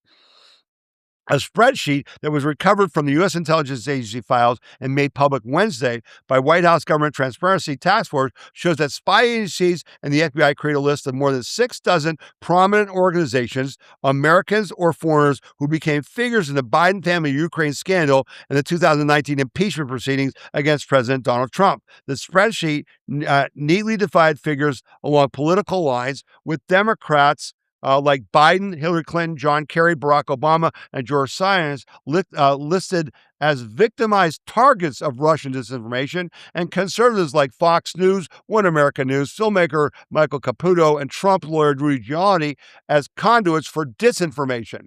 See how they did that? The FBI also labeled 2 of President Trump's first-term cabinet secretaries, Pompeo and Barr, as well as Republican Senators Chuck Grassley, Ron Johnson, and Lindsey Graham, and House GOP Senator Committee Chairman Devin Nunes and Jim Jordan as conduits, even while they all investigated whether the allegations of corruption against Biden family were true. Okay? The designations were part of a secret counterintelligence operation codenamed Round River that was launched during the 2020 election by a task force of FBI analysts claiming to be fighting maligning foreign influence in the 2012 election, according to administration officials. The Foreign Influence Task Force, based in FBI headquarters, concurred. Okay, they were supposed to be checking on foreign influence. They concurred with the findings of this group that was put together to hide Joe Biden's corruption. He was given money by Ukraine. He was given money by China. Our government, the people your tax dollars paid for, the commies like Comey and McCabe and Strzok and Page and all of them worked to overthrow our government. All right? There's the proof. There's the proof. And so it continues. And again, we talked a couple weeks ago, had a big story from John Solomon about Joe DeGenova, who's in Florida, putting in the case against these people for criminal conspiracy. And I do believe if we can win this election, which we must win, and Trump's not impeached, you're going to see these people charged. You're going to see Obama and Clinton and Comey and all of them, because they all committed horrendous crimes. They are traitors. They should be charged with treason, or sedition. And the evidence is right there. It's right there. They're building the case. But it continues. It continues. What happened now? Judge blocks Trump's mail-in voting restrictions nationwide. Now, I've told you that the leftist woke judges who George Soros helped fund to get elected to do what? To not put people in jail, to let criminals who have 14 convictions out so they can murder women in our country, murder children, right? Those judges, yeah, they're working to stop Trump at everything. And you, the people, you're seeing that the criminals in the FBI, in that story, and these criminal judges are protecting who? They're protecting criminals. They're protecting criminals. So I covered this story previously. This judge had originally said Trump's order to not have the post office deliver ballots to anyone but American citizens, she halted it in some states, but this week she extended nationwide, and that was important because that gave Trump an opening. A federal judge in Boston on August 11 expanded a court-ordered block on President Donald Trump's executive order to tighten mail-in voting rules ahead of midterm elections, banning U.S. Postal Service from carrying out the president's directive nationwide. The U.S. District Judge Indira Talwani had previously ordered only 23 states and District of Columbia to restrict Trump's orders. The League of Women Voters of Massachusetts asked the judge, of course, the League of Women Voters, which is a total Democrat front group, folks. They make that such a great name. We're the League of Women's Voters. They're all commies. They're all, the League of Women Voters, they're commies. Okay? I know them personally. They're commies. They asked the judge to expand the court ban nationwide. And of course, she said yes. Trump submitted an emergency request to the Supreme Court on July 26th to lift the lower court's initial ban. That request is still pending. Okay? The Talwani blocked a section of Trump's order that directs the U.S. Department of Homeland Security to compile lists of voting-age U.S. citizens in each state, and other section that directs U.S. Postal Service to develop standards for mail-in and absentee ballots to be used in federal elections. Okay? Tuesday's ruling blocks UPS from implementing standards for mail-in and absentee ballots ahead of the midterm elections. All right. Now, Trump then said it was only to some states, but now she's made it national. So this week he urged the Supreme Court to basically throw it out. Okay. The Boston judge issued a new nationwide order. President Trump asked the U.S. Supreme Court on August 12th, the next day, to lift the lower court ruling that blocks key parts of his executive order restricting voting by mail ahead of the November midterms. Specifically, the federal government is asking the Supreme Court to stay the new order, the second in recent works by this same federal judge. The ruling in favor of the Trump administration would allow the federal government to fully enforce the president's executive order dated March 31st, which is aimed to tighten mail-in voting rules in 23 Democrat states and District of Columbia, which was challenged in court. The order requires, okay, and again, I said to you what it means. I really hope the Supreme Court will act on this. I don't know if they will. It's timely. It's critically important. Okay. The Constitution says only U.S. citizens can vote in federal elections. Well, how can you make sure that unless you make sure only U.S. citizens are on the voter rolls? That's what this law does.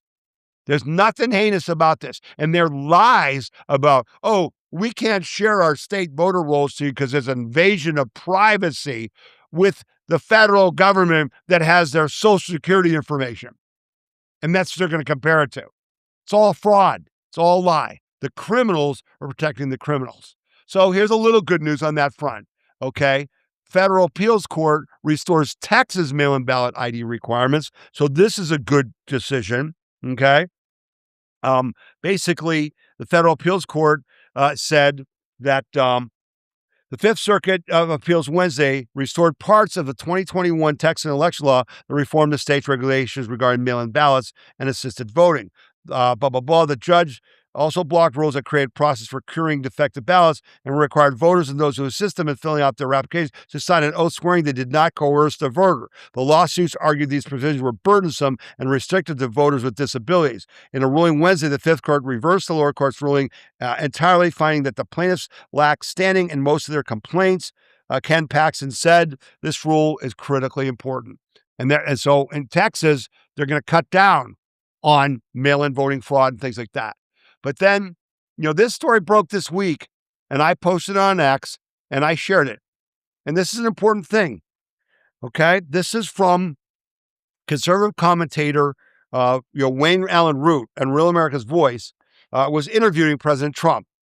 Conservative commentator said, let me just read this. I'm sorry, I'm getting out of my thing here. Root said, you have the right to declare a national security emergency for elections. The Supreme Court ruled in 1983 that if you declare they can't challenge it, it can only be overturned by 2/3 vote of both houses of the Congress.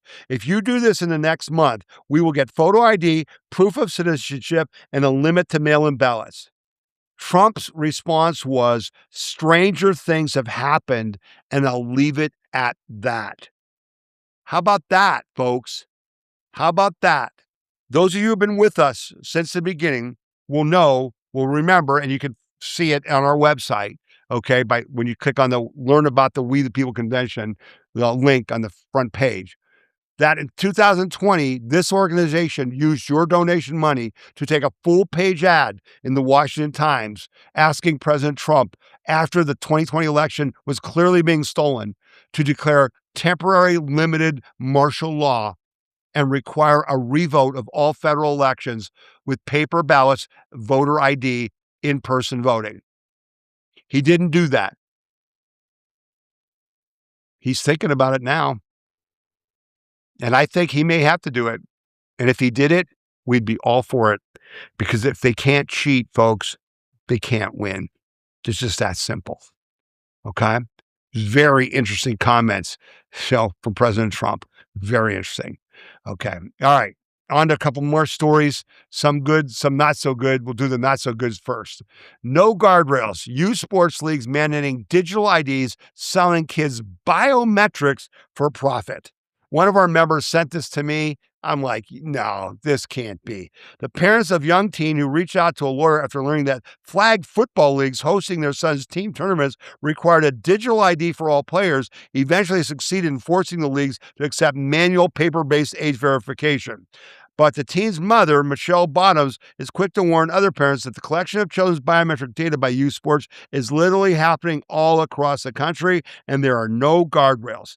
It was the fall of 2025. Virginia residents Michelle and Doug Bottoms first discovered the Flag Football League hosted their 12-year-old son's tournament teams required this digital ID. Representative RCX Sports, which operates NFL Flag, the NFL Flag football program, told Bottoms that the NFL Flag had partnered with a data broker company, National Sports ID. Under their partnership, they were required all players to upload a digital headshot and age verification document to the data broker before they could play the tournament. Submitting their son's biometric data didn't feel right, so they started looking into the terms of service. What they discovered was terrible. Okay.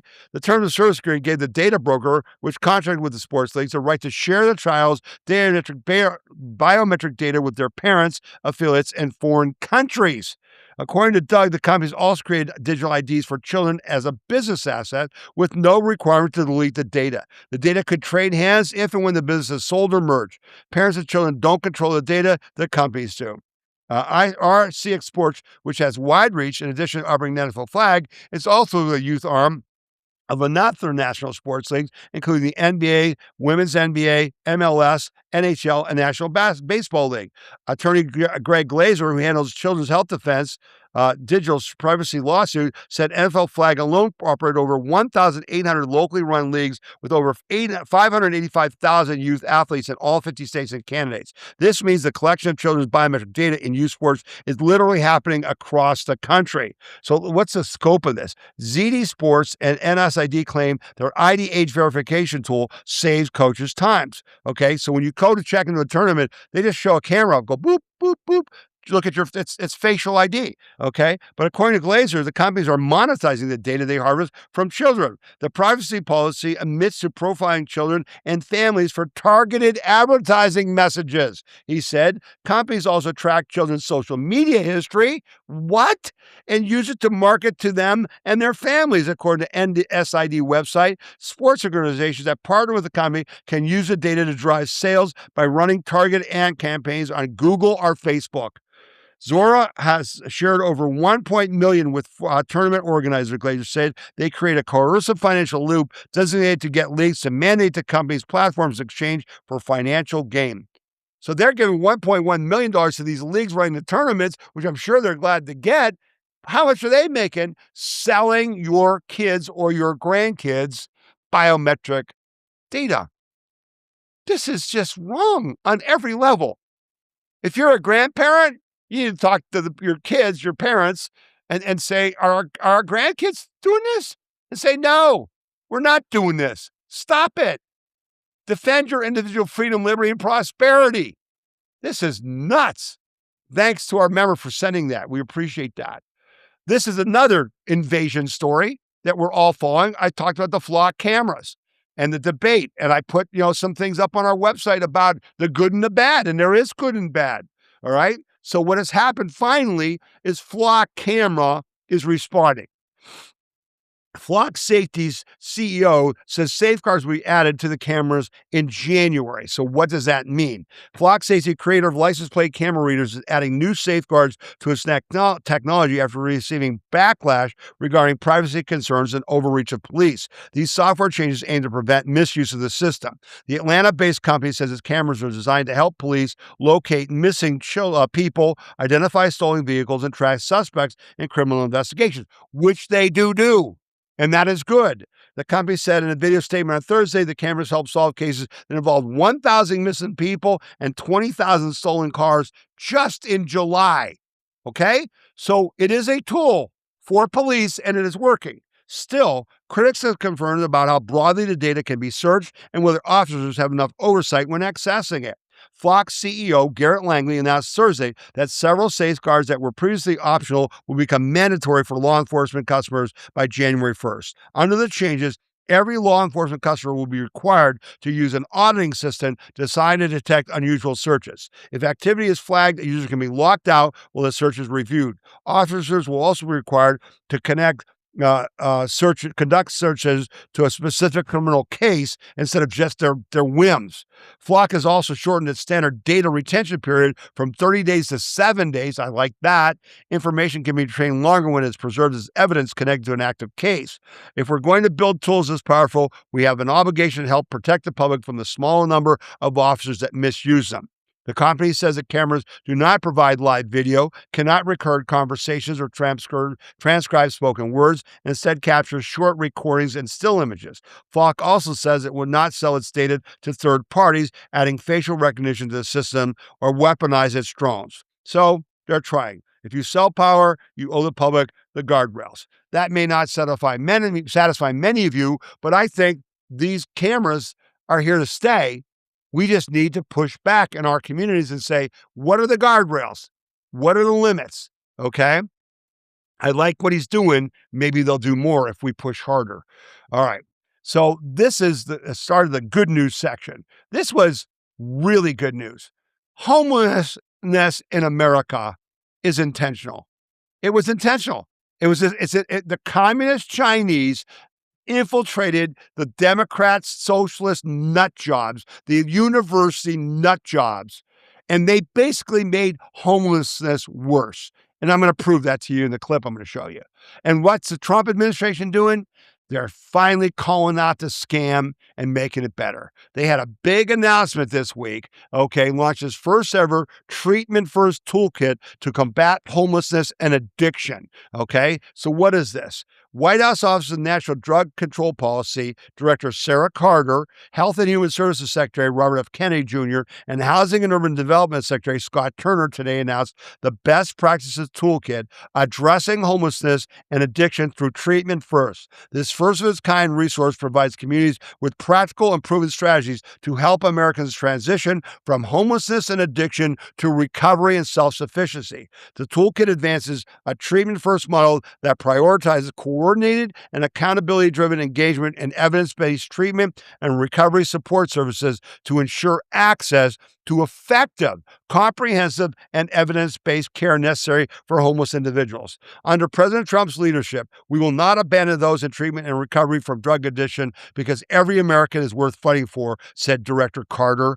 This toolkit will present new evidence-based solutions that offer hope and healing to Americans struggling with drug addiction and homelessness. Treatment must come first. Recovery begins when we reconnect people with effective care, not leave them trapped in addiction and homelessness, said HHS Secretary Robert F. Kennedy. Kennedy Jr. This toolkit gives communities practical, evidence-based strategies to expand treatment, support lasting recovery, and help people reclaim their independence. Together with President Trump, Director Carter, and Secretary Turner, we are building a system that restores health, strengthens communities, and offers real hope, said HUD Secretary Turner, who I'm very impressed with. That guy's doing a heck of a job. He's been a big surprise. Listen to this video as he explains what we're doing here and why it's important to you, me, and our individual freedom, liberty, and prosperity.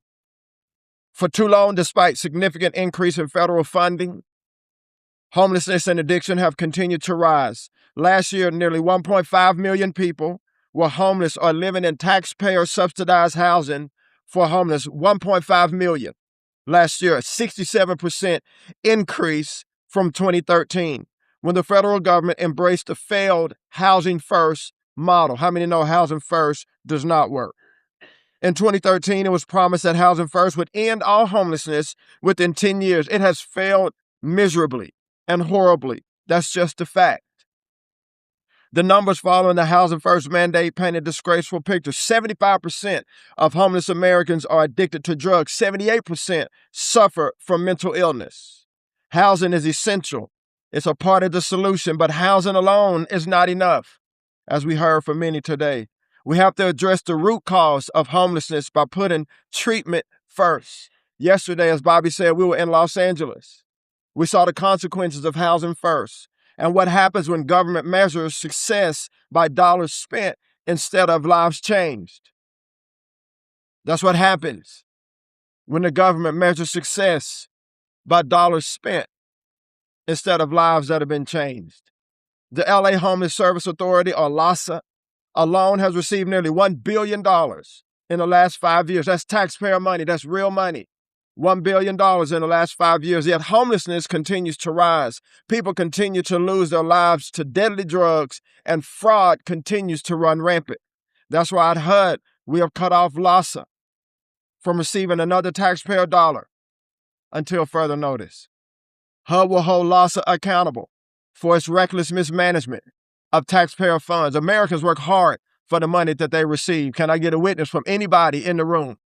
Okay, thank you. Thank you. So how about that? How about that?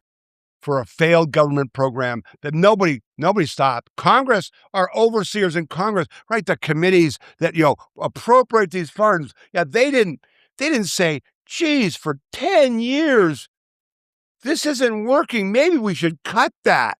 Oh no, your congressman didn't do that. You know why? Because that $1 billion that went to LA, that's funding the Democrat Socialists of America overthrow of the United States. That's funding the election cheating in the mayor's race in LA. That $1 billion. It ain't helping a damn homeless person. Do you get it? Do you see it's connected? And the Trump administration's tearing it apart. You got to applaud that.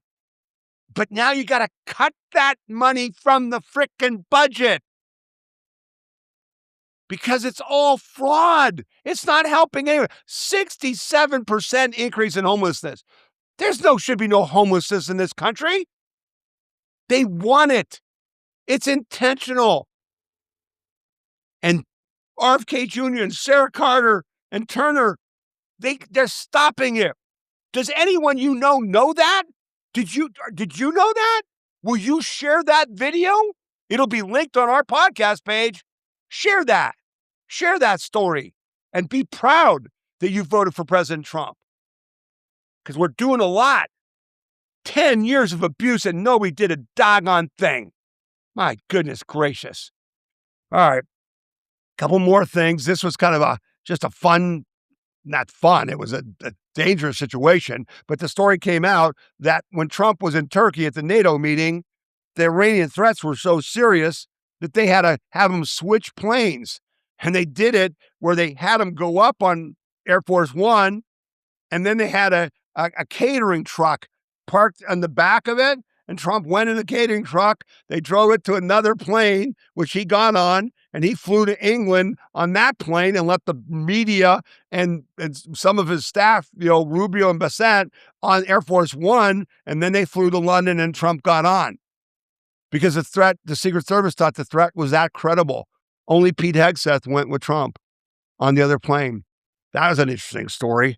And again, from a Secret Service that couldn't stop a kid with a rifle from being on the roof in Butler, Pennsylvania, okay? Now they're stopping the Iranians from shooting down Air Force One. I got to say, here, that's awesome. That's awesome, okay? Here's a couple more things that are awesome. You got to love this, right? Remember the controversy when Trump had his name put on the Kennedy Center and the judge voted to have it taken down. How dare Trump do this? Kennedy Center board approves new sign with Trump's name on it. Since returning to the White House, Trump has pursued a number of projects to renovate and overall major sites in Washington, D.C., including the Kennedy Center. A judge has ordered the board of Robert F. Kennedy Center for the Performing Arts to told him to remove Trump's name from the building. The board found a new way to place Trump's name in that position of prominence. Since returning, instead of placing Trump's name alongside Kennedy's, the board opted to install a new sign right below the main name that reads, "Restored and renovated by President Donald J. Trump." Earlier this year, a federal judge blocked the addition of Trump's name and ordered the board to remove the sign, asserting the renaming of the facility was under the purview of Congress. They then also named Melania Trump They named after the one auditorium in the center, okay? And they named the outside part around it Trump Plaza or something like that. Trump never quits. He never gives up. It's awesome. This was also awesome. National Academy of Sciences removes climate chapter that critics allege could bias judges. This is an important story. Again, the things that Trump is doing that we don't know about, I share with you so you can share because we need to know about it. This is no small thing. Facing accusations from conservatives that it may be attempting to bias judges in favor of climate lawsuits, the National Academy of Sciences removed from its website a chapter on climate science in its manual produced as a judicial reference for judges. The fourth edition of the reference manual on scientific evidence for federal judges, which included a chapter on climate science, was written by the NAS in partnership with the Federal Judicial Center. The chapter has received considerable scrutiny, and the National Academy of Sciences determined that questions about the processes used to develop the chapter warrant an independent review, and the chapter will not appear on one's website while that review is underway. They took it down. Critics say the move vindicates the concerns they raised about the manual and who contributes to it. After 8 long months, the National Academy has finally acknowledged that the biased climate science chapter is in its judicial reference manual deserves additional scrutiny, said Carrie Severino, president of Judicial Crisis Network. It took massive public backlash to make this happen. Climate litigation involves cities, counties, and states suing energy companies for damages they claim global warming has inflicted on their communities. Attorneys who represent these municipalities have received funding from activist nonprofit groups, including the Rockefeller Family Fund and New Venture Fund. The Federal Judicial Center's reference manual was criticized by many conservatives and by climate scientists who dissented from its conclusions, saying they were biased. Federal judges rely on this manual to decide cases, and when activists captured the process used to write it, they captured the courts themselves. Wasn't that the intent? Wasn't that the intent? This is what George Soros is doing to the sheriffs. This is what he did to attorney generals. This is what he did to district attorneys. You capture the people who write it, and then you change the culture. We let them. Trump stopping them. You did that. You and I elected Trump against all odds twice, 3 times actually. And that's why we care. Because we're protecting and defending our individual freedom, liberty, and prosperity, okay? And we pay a price for that. You and I paid a huge price for that, financially, health-wise, liberty-wise, relationship-wise, all kinds of ways. So I was ecstatic to see this case, this story that you got to celebrate. Judge dismisses Nevada Trump 2020 alternate electors case after years of lawfare. Okay, here's a picture of these patriots in Nevada doing the Pledge of Allegiance on January 6, 2021. Clark County Judge Mary Kay Holas on Thursday once again dismissed Nevada's 2020 alternate electors case after years of lawfare. Nevada's Democratic Attorney General Aaron Ford is expected to appeal. The December 2020 Republican electors Nevada case, they cast procedural votes for President Trump and Vice President to preserve Trump's campaign legal challenge. This is a normal practice that they made illegitimate. The Democrats did this for Al Gore, but when we did it for Trump, they charged them. And these poor people have been in court for 6 years. The Trump campaign asked Trump electors to cast their votes as litigation makes its way through the system, as we saw in the 1960 election with Nixon versus Kennedy. In 2024, Judge Mary Kay Holas dismissed the case against the JOP electors. The judge said Clark County was not the appropriate venue to bring charges. The Nevada Supreme Court last year revived the case and said the case after President Trump issued sweeping pardon for allies and attorneys. In a unanimous 6-0 decision, the Supreme Court overruled the lower court's decision and revived the case. Nearly 3 years ago, they originally brought the case, but now she's thrown it out again. When Democrats cast alternate electors, it's called dueling electors. When Republicans cast alternate electors, it's called fake electors, and indictments come down from crooked Democratic attorney generals. 6 Trump electors were indicted on felony charges by a grand jury in the 8th District Court in Nevada. When the efforts to undermine faith in our democracy began after the 2020 election, I made it clear I would do everything in my power to defend the institution of our nation and our state. Aaron Ford said in a statement, "We cannot allow attacks on democracy to go unchallenged." Okay? These weren't attacks on democracy. These were efforts to defend democracy. And the left used lawfare. And again, 6 years later, the courts are saying, no, you can't do that.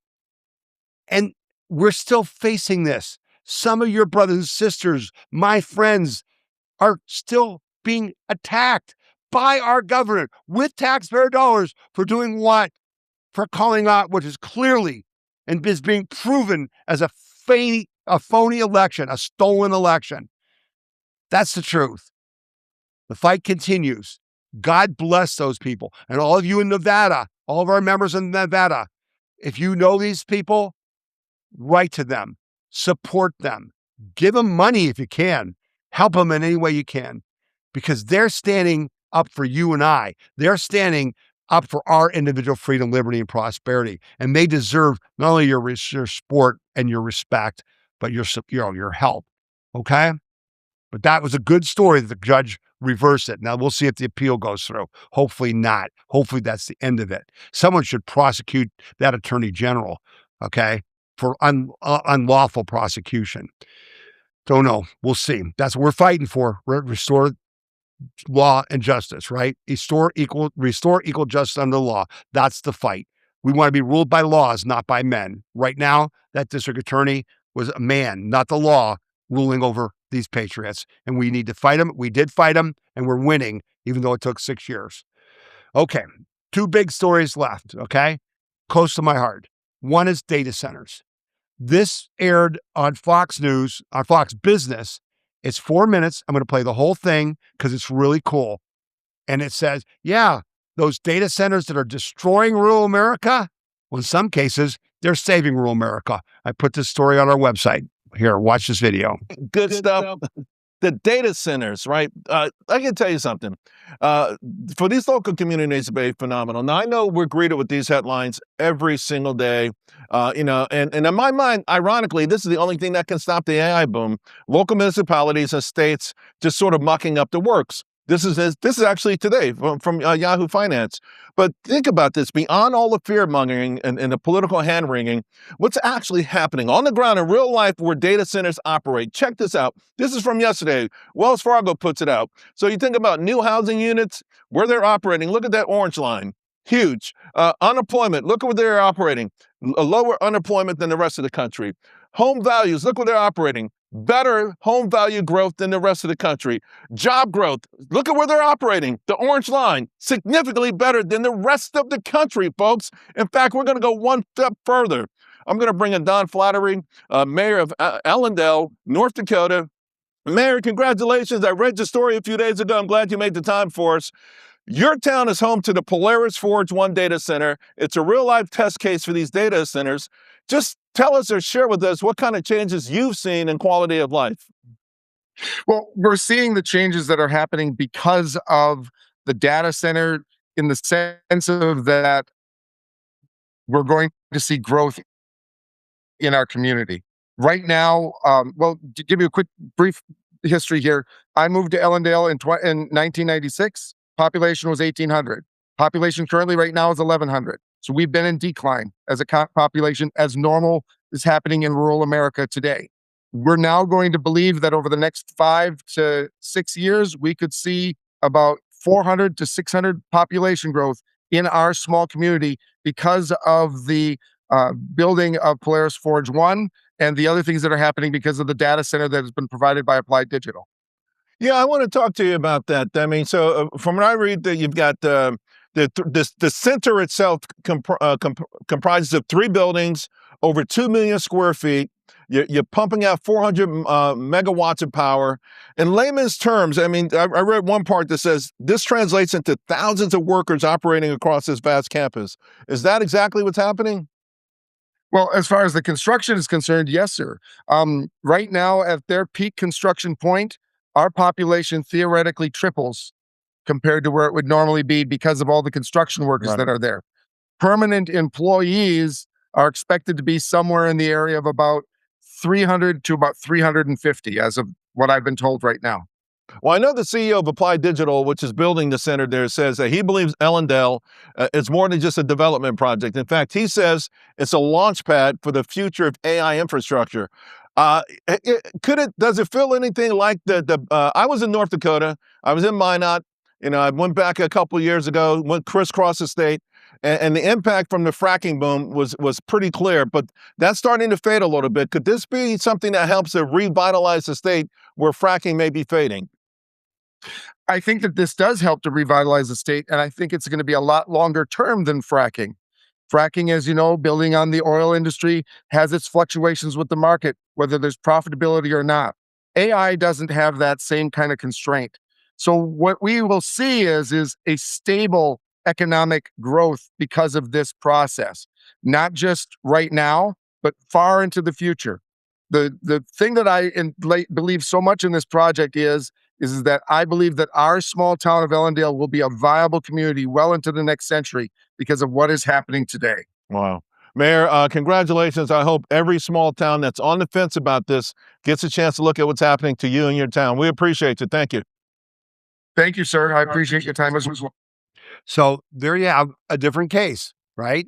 Now, again, that's not for everybody, but this all or nothing thing has got to stop. The whole same thing is true with data centers. Everyone thinks every data center is the biggest data center you've ever heard of, when many of them are really small and are much more relatively small, like put it that way, compared to other manufacturing things. And they they don't do anywhere near the damage that people are claiming. But this was a good example. And so I posted this story with that video on our website at wethepeopleconvention.org, and I did a complete analysis using an AI of what this means to their county. But now, as many of you know, and many of our viewers are from Ohio, because that's where our organization started as, the Porter County Tea Party, the Ohio Liberty Coalition, and then I became the We the People Convention. We're based in Akron, Ohio. And so I've been fighting this fight in Ohio, where quite frankly, we're losing badly. 75% of the people in Ohio are against data centers, and I keep trying to educate them. But I took that Ellendale example, and in this article, I looked up cities, rural communities in Ohio that are like Ellendale. How about Windham, Ohio, which is in Portage County, just east of Shalersville, where they're trying to put a data center? Its population dropped from 2,800 in 2000 to 1,675, 40% decline. Geneva on the Lake, which is just north in Ashtabula County, went from 1,545 population to 939, a 39% decline. Bridgeport, Ohio, from 2,186 to 1,523, a 30% decline. Andover, a 27% decline. Bainbridge, a 27% decline. Wellsville, a 27%. Yorkville, a 24% decline. Bel Air, a 23% decline. Pomeroy, a 23%. Gallipolis, a 20% decline. I've been to many of these communities. They're great communities. They're dying. They're not going to be able to sustain themselves because there's not enough tax base to run the community, okay? And data centers could be a huge help for them. I just want to give you that different perspective, and maybe you can share that with some of the people who say, oh, data centers are destroying rural America. Yeah, they're not. It's an infinitesimal piece of the land. It's taken all our farmland. It's a joke. It's like 1% of the farmland. Not even close. Facts matter. Try to share the facts. Okay, many of you know we promoted this banner before 4th of July, Happy Birthday, America, for the 250th. How are you going to celebrate all that we, the people, have achieved? And while we didn't do a very good job with that banner, there were several of you who ordered them, and I didn't see the order. It didn't get fulfilled. So, but we do know that many of you got the message. So we got an email from a really good friend of ours, a longtime friend, who was Barb Wagner, who was in our Portage County Tea Party, and she's since moved to Georgia. And she sent me this really great email about how she and her people there basically celebrated. She said, Tom and Nan, it's Barb Wagner touching base to tell you how much I appreciate all you continue to do for the MAGA cause. I totally enjoy your weekly podcasts. It informs and updates me like no other. I'm sending photos of how I helped fellow patriots in Blairsville, Georgia, celebrate America's 250th by having a party at my home. I've included some pictures, and I'm going to show them to you here in a slideshow. She said, we played patriotic music bingo, displayed proud photos of family members who are serving or have served in U.S. Armed Forces, filled the U.S. map with stars in each state our families have lived in throughout our history. We signed the Declaration of Independence, then toasted with red, white, and blue beverages. Our group photo even made the North Georgia news.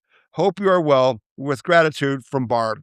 Barb, we thank you so much for sharing that with us, and I'm sharing that with our members. I hope you see this, because I tried to send you a thank you note 3 times via email, and every time they were blocked, going back to Laura's email in the middle of the podcast where I talked about how we can't communicate.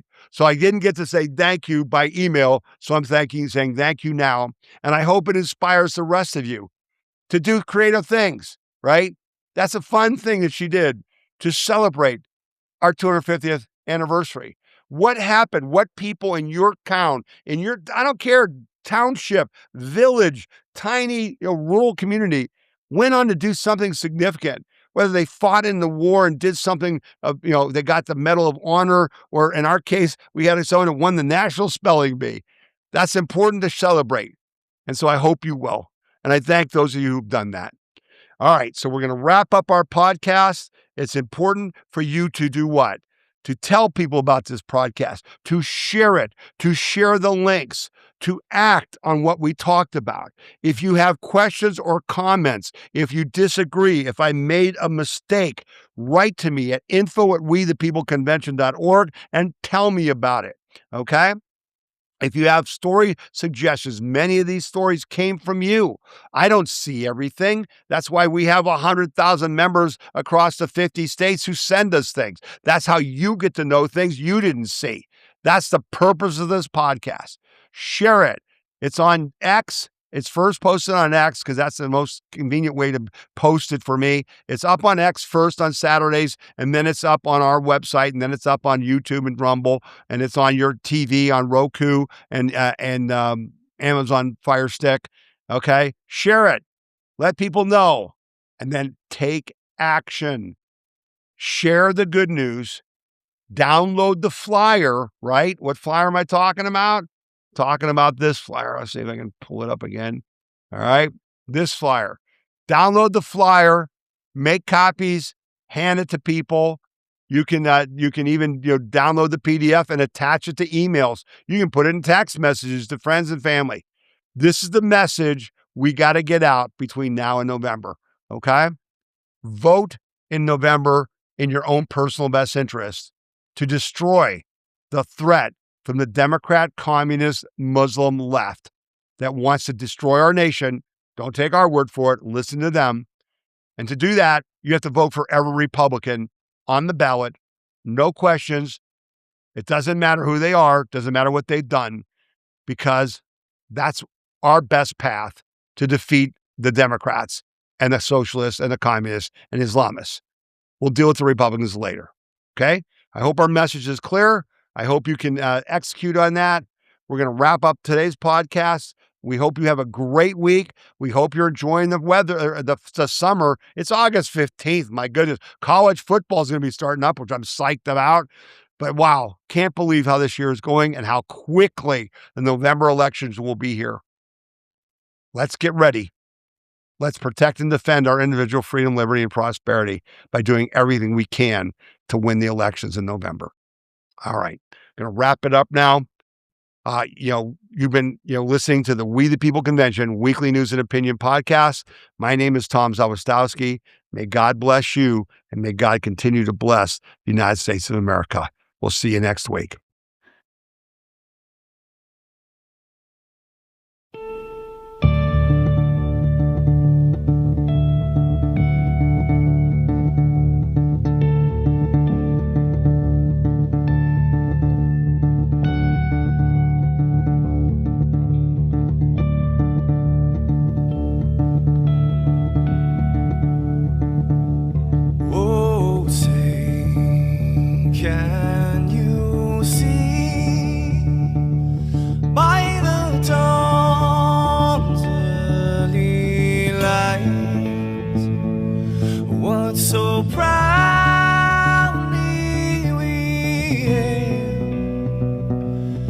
and the twilight